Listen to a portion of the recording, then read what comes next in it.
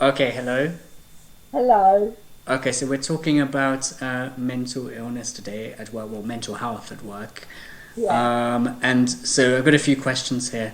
My first one is if you've ever suffered from excess stress or anxiety, fatigue or burnout at work. Yes, I have. I think it's from workload and timing pressure, and also from perhaps your senior not understanding your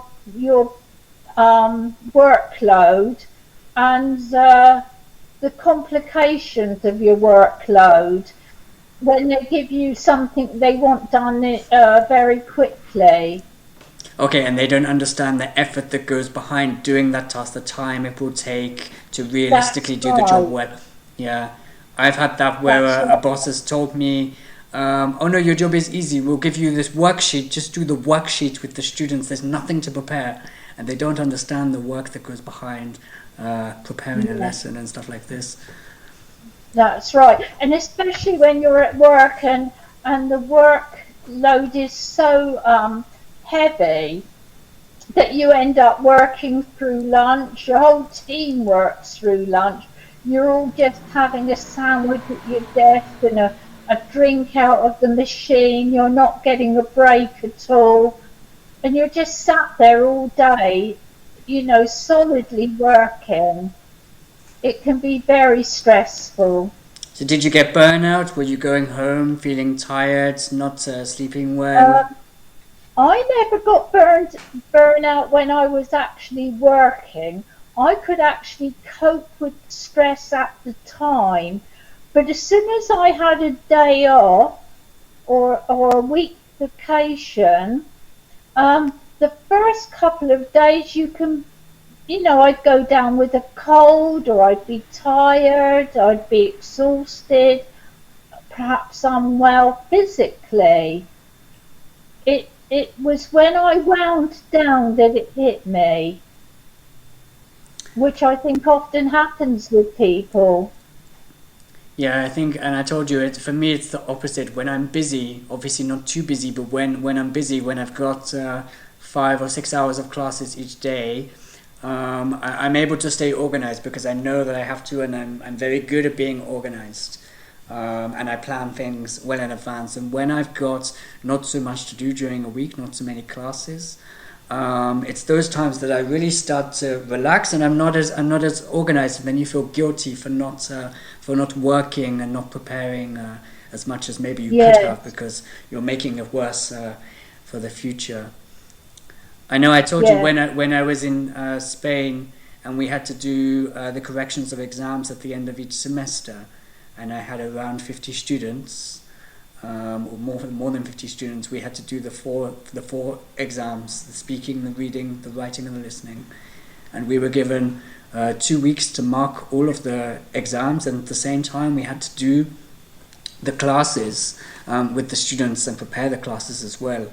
And so we would be staying up very late, waking up very early to do the marking, and we were very tired, and we knew that our classes were being affected because we were not able to prepare effectively. And it's horrible, and it's not sustainable. yeah. I remember you in that it, situation. it affects your health. Yes, yeah. And you told me that you also had a problem with anxiety. You had a problem with a colleague. Yes, I had a terrible problem.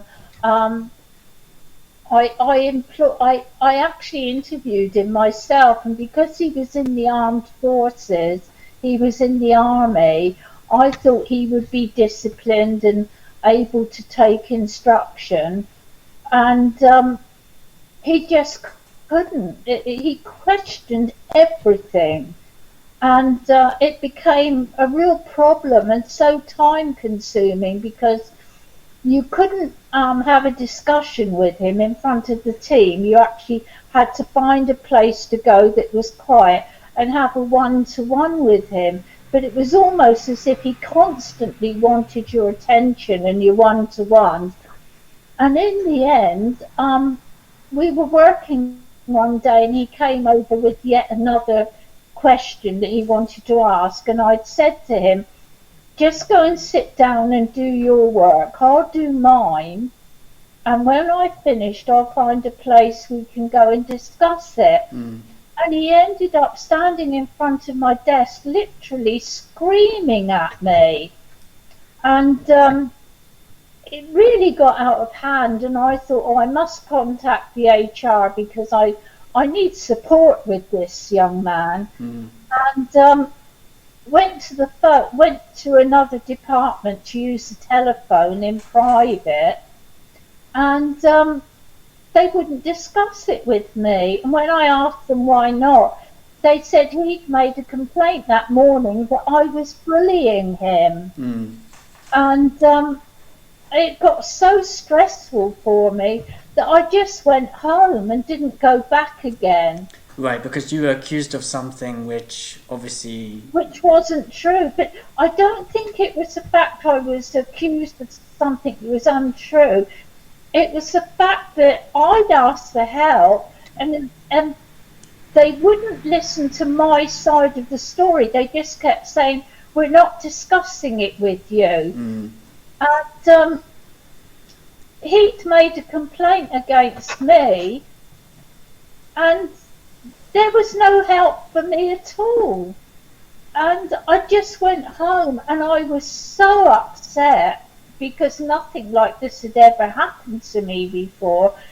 I mean, fortunately, I was exonerated because two supervisors from different departments had actually overheard the conversation and heard him shouting at me. And later, when they found that I wasn't in work because I wasn't well, they'd gone to HR and told them that they'd heard everything that had happened and that I'd handled it well. But I just felt so unwell when I went home and I felt so guilty. I'd never in my life ever had a situation that I couldn't handle myself. Mm. My confidence was gone. I was upset. It was just devastating. Absolutely devastating. And I guess because that was your job to manage people in the end. So Yeah. when you couldn't do that, and you start to question yourself, don't you? You start to say, "Am I Yeah. right in this And this the position?" thing is, not only that, when I realised that things were getting out of hand, I immediately asked for help, which in hindsight was the right thing to do. Mm. But the fact that that help wasn't there, it really dealt me a blow. And I retired after that, and my confidence was gone. I didn't look for other work. I just, that finished my working life, really.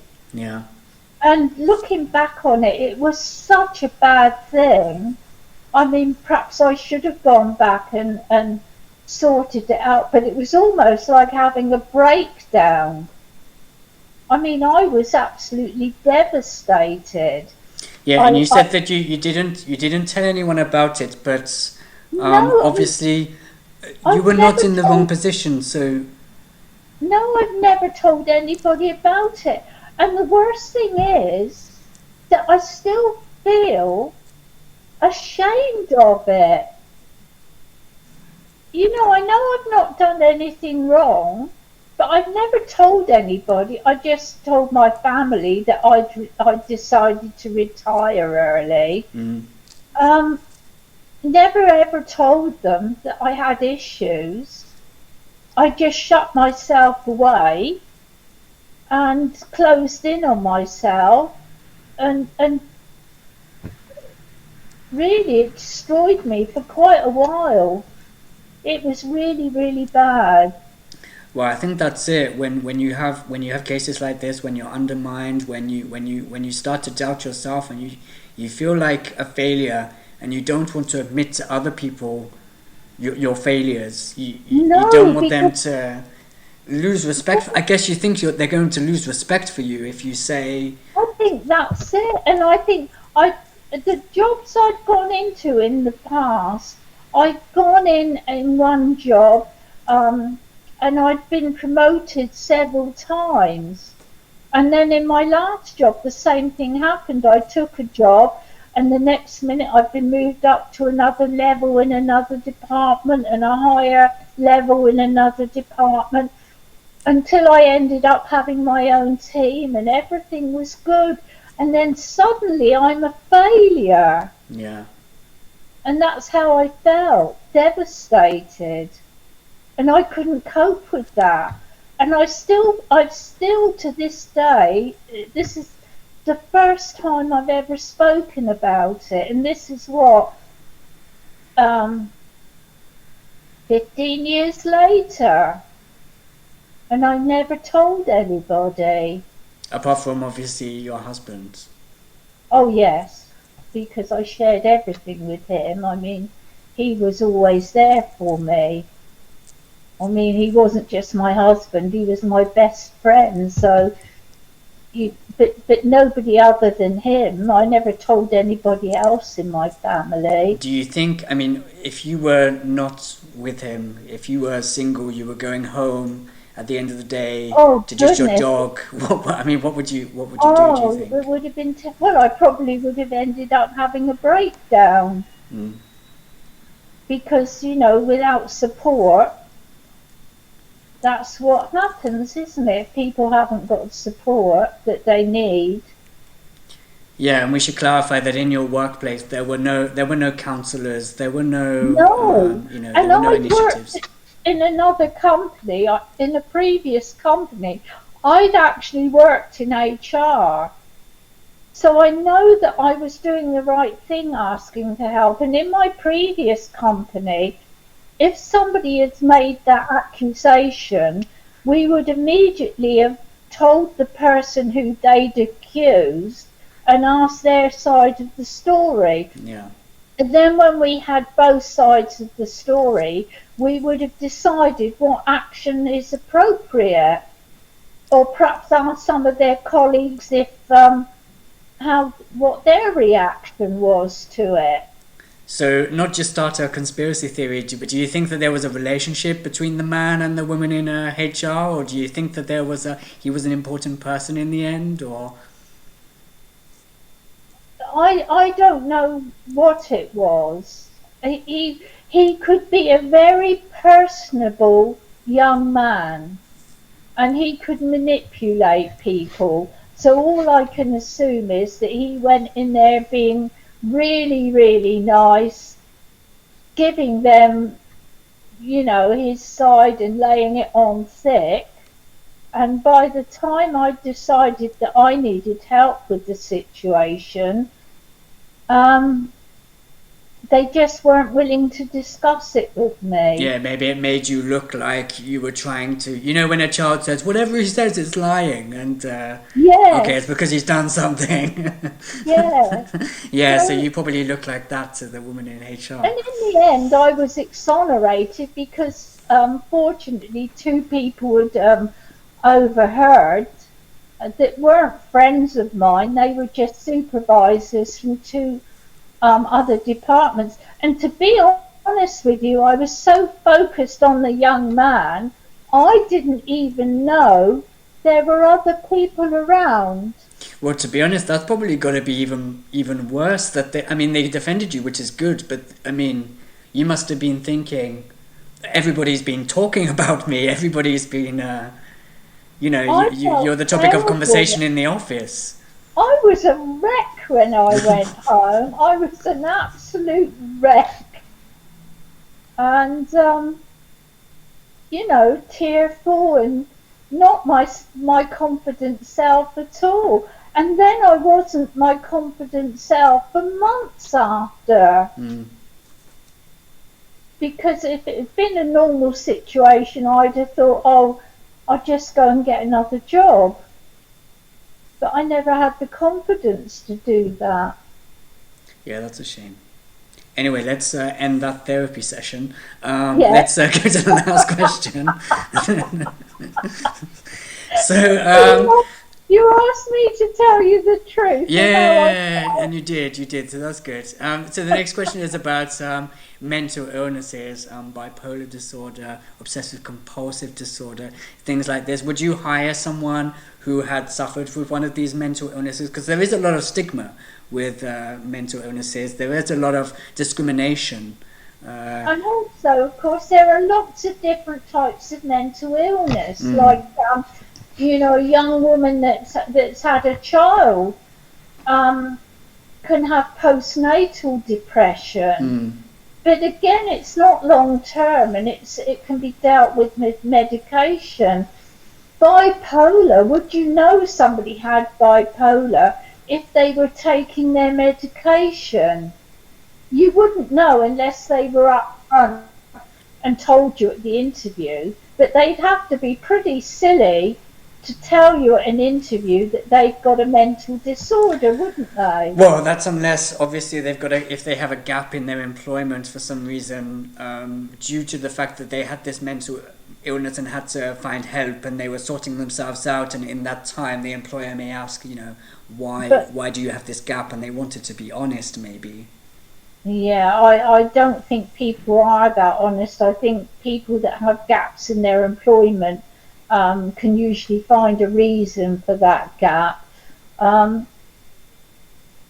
like I say, there are many types of depression, and it doesn't always affect them at work. Sometimes work can be a saving grace because they're concentrating on the job in hand, and perhaps the stress is outside of work. Yeah. Mental illness, unless somebody's really, really bad. I recall now, I worked with a girl that went out into the forest to commit suicide. Mm. And she was a work colleague of mine. And I never realised for one moment that she was having depression. But that wasn't to do with work. That was a home situation that caused her to do that. And at work, she was perfectly normal. She was doing a really good job. But obviously that home situation stressed her out so much one day that she just decided that was it. Did she commit suicide, or was she? No. In fact, somebody came to my home to tell me that she had an issue, and my husband went out with a person to look for her, and they found her in the forest in one of the car parks. Yeah, that's sad. And then what happened to her in the end? She ended up going into a hospital. She had a nervous breakdown. But then when she came back to work again, she was perfectly well again. Well, the work situation wasn't a problem for her. And so when she got better and she eventually returned to work, she still did a good job. Did anybody comment on it? Did they talk to her about it, or was it something that was, you didn't talk about it? Was it a taboo subject? No, I think a few people knew, but we didn't talk about it openly. And no. Did you ask her how she was after? Did your colleagues or anybody try to, I visited her in the hospital. So obviously she knew that I knew she was in there. And when she came out, obviously we just asked her generally if she was okay. But perhaps work was her sanctuary. Yeah, and I guess, you don't really want to talk about that, do you? You want to get on with life. You want to forget about these kind of things, don't you? Yes.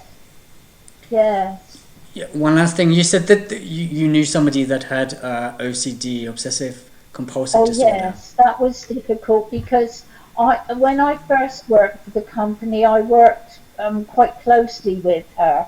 I had my own job, but when she went on holiday for a week, I had to cover her work as well.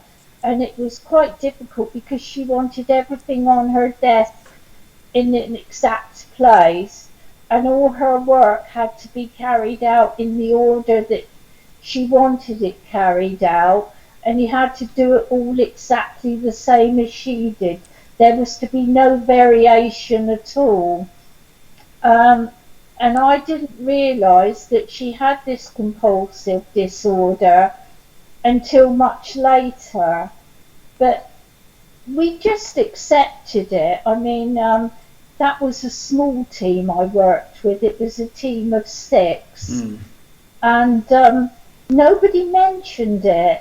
Nobody said to me when I joined the company, "Oh, this lady's got a problem, so be careful." But if you would do something, move something, or do something that wasn't routine to her, because she had to keep a very strict routine. Um, like she went to lunch dead on time. Didn't matter how busy you were. At 12 o'clock she went, Mm. because she had to do everything exactly. Um, but nobody ever mentioned it, and I didn't know what the problem was. And once or twice I touched something perhaps I shouldn't have done, and she would go very quiet, so you knew you'd done something wrong. Did it create tension in the group? No, no, funnily enough, it didn't. She'd been there many years, and I think people just knew she was doing her job and just accepted the way she was. And it was strange because the people in the office were a lot younger than we were, Mm. but there was no bad feeling or anything. So that was really good. It was a really comfortable situation to work in, even though she had this. And of course, once I knew, I was really careful. Okay, yeah. Okay, well, I think we'll stop that conversation there. It got pretty intense at times. Yeah, talking about suicide and stuff like this. But although I think we all think about suicide at some point, don't we? I think it's something that always crosses. Yeah. I don't know. I think we've all gotten to a position where we thought, oh, it would be easy to just end it, right? But then I think for me, I would have thought about it many times. But then I think, oh, how can I do it in a way? It's impossible to do it in a way in which there would be no pain, and in which you know someone would have to find you, and you couldn't jump in front of a bus because the driver would be affected. You couldn't you couldn't hang yourself because I don't know your landlord or your family would there's no real way to do it in a way which there wouldn't be an impact on someone. And also, what would I do? Well, yeah. Yeah. I've already told you I'd be lost without you. Yeah. So yeah. Well, that's it as well. You think about that. So it's very difficult to. I don't. Yeah, and I guess that woman, she must have thought about that. When she was found in the car. I don't know if she would have gone through with it or not, but. I don't know. Probably people don't think about their family when they're that low, do they? No, I guess they don't see a way out, do they? They think that they're helping their family. They think that's don't right, they, because he had 2 boys, and I mean, I don't think that you think about your family in those sort of circumstances if you get that low. No, I think you do think about them, but I think maybe you think that they would be better with it. I don't know. Yeah, I don't know. I guess, yeah. I think you do, but I don't know. Have you finished your video now? Yeah, we'll stop the video. Okay.